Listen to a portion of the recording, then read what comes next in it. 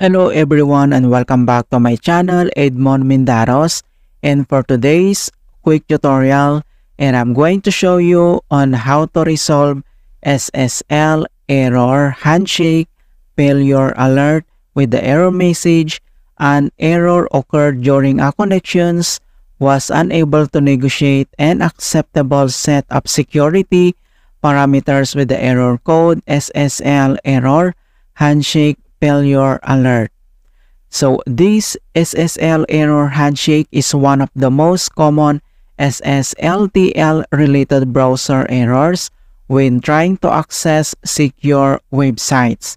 This usually includes key exchange verifications of various certificate and establishment of secure.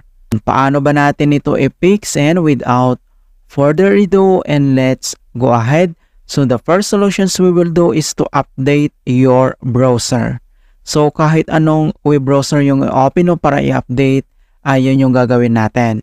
Alright, so ang next step, so open lang natin ang ating Chrome web browser. And dito lang sa upper right side, makikita mo dito yung tatlong dot. So i-click mo lang yan. And then scroll down. At dito lang sa help ay kailangan mo lang select yan. And then select mo lang dito yung about Google Chrome para mag-automatic update yung ating browser. Okay, so click mo lang yan. And then makita mo dito na checking for update and then automatic na nag-update na po siya mga kaibigan. Alright? So ang next solution na pwede natin gawin ulit, so same dito sa ating Chrome browser. So dito lang sa upper right side ay kailangan mo lang i-click yan and then next step, kailangan mo lang select dito yung settings. And dito lang sa left side menu and then select mo lang dito yung privacy and security. So i-click mo lang yan. And next step ay kailangan mo lang i-select dito yung delete browsing data under dito sa privacy and security. So i-click lang natin yan. And then pop up itong delete browsing data. So may dalawang option dito na basic and yung advanced. So i-select mo lang dito yung basic. And then dito sa time range, so select ka lang dito kung ano yung gusto mong time range like last hour, 24 hours, last 7 days, 4 weeks, or yung all the time. Okay, so select mo lang dito yung all the time.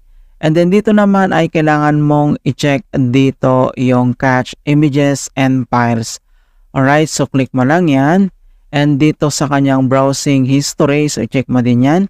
And then dito sa baba ay makikita mo dito yung delete data. Okay, so click mo lang yan. And then, wait natin na ma-complete.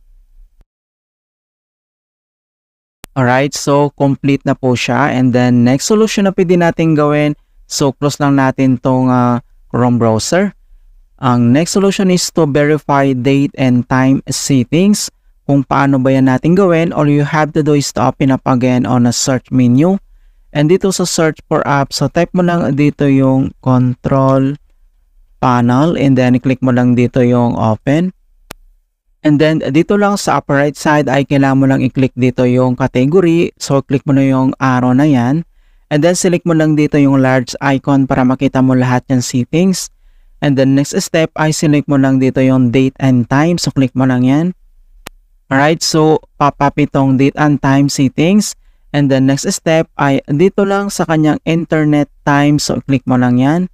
And then dito sa baba ay makikita mo dito yung change settings. Alright, so click mo lang tong change settings. And then pop up itong internet time settings, configure internet time settings.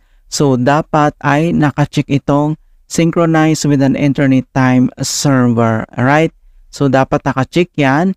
And then next ay kailangan mo lang i-click dito yung update now. So after ma-update and then click mo lang dito yung okay, alright? And then after dito, and the next solution na pwede natin gawin is to disable browser extensions. So all you have to do is to open up again on a Chrome browser. And dito lang sa upper right side ay click mo lang yung tatlong dot.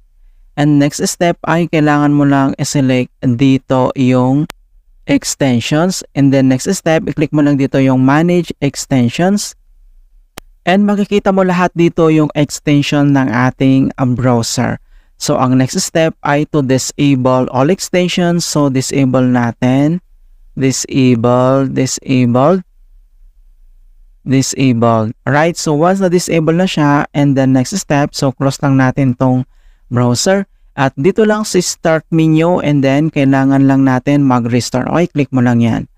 Alright, so ganoon lang po kasimple on how to fix SSL error handshake, failure alert error in Windows 10 or Windows 11. And please don't forget to like this video and subscribe to my channel for more quality content. Thank you guys and see you in my next tutorial.